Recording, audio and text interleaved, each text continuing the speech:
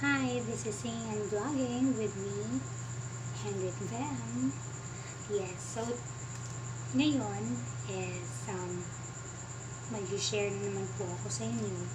So, I'm sharing this because I think it is important and it's going to be essential, especially for those na magkakaroon ng online class.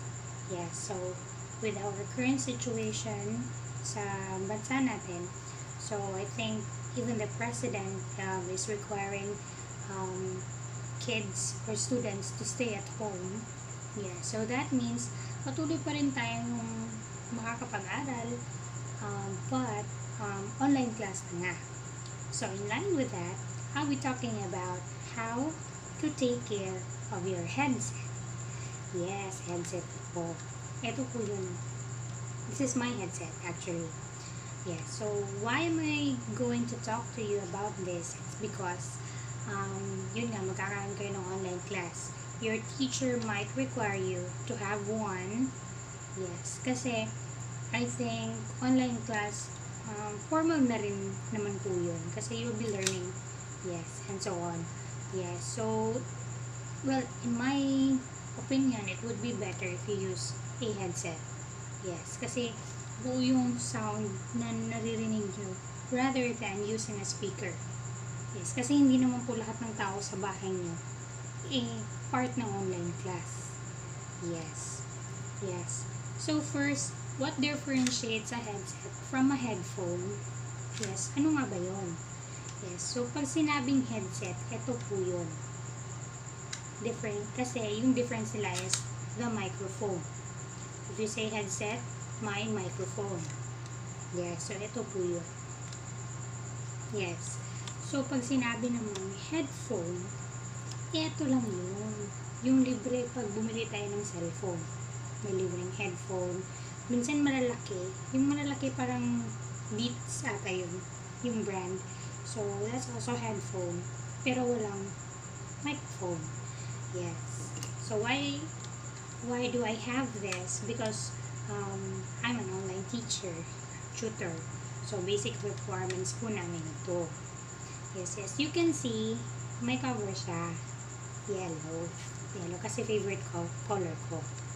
Yes, so how do you take care of your headset?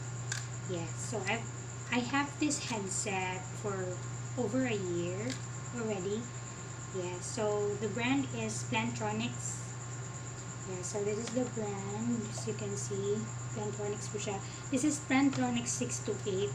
Why I chose this because it has noise cancellation feature, which is very important pag nag-online class ka.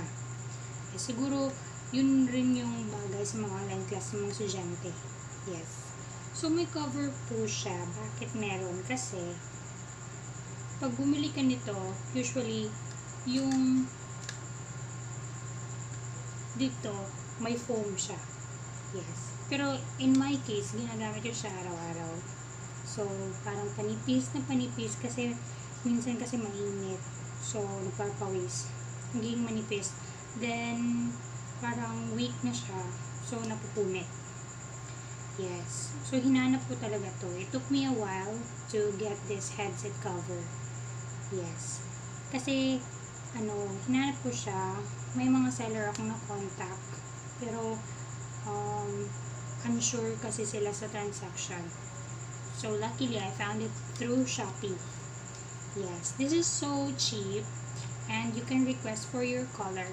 It could be plain like this or multicolor, meaning 2 to 3 colors. Yes.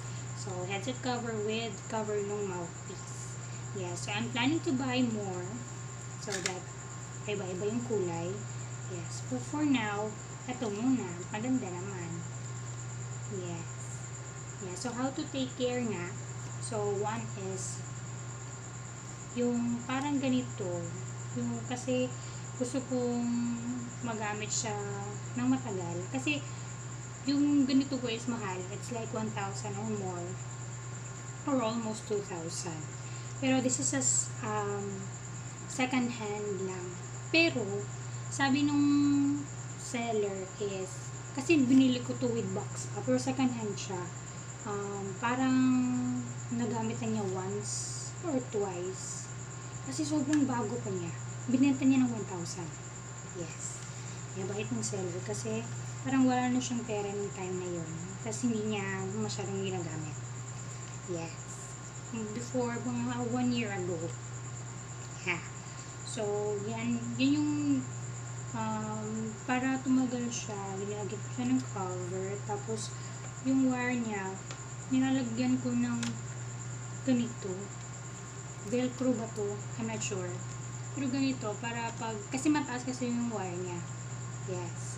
And yung mga previous headsets ko, tinatanggal ko siya after using it. Lalo na pag shared PC, meaning hindi lang ikaw yung gumagamit ng iba. Yes.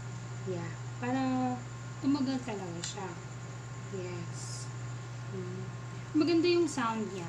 Pag ito yung gamit niyo. Yes. Especially if you're listening to music, any genre. Yes. Maganda siya sa tenga. Yeah. Yes. Well, actually, I ordered another headset cover. Hindi pa dumating. Hopefully, tomorrow. And I'll be showing you the unboxing. Yes. Ibang seller, ibang design, paano talaga siya. Kasi ito, pabilog. It's not bilog. It's square.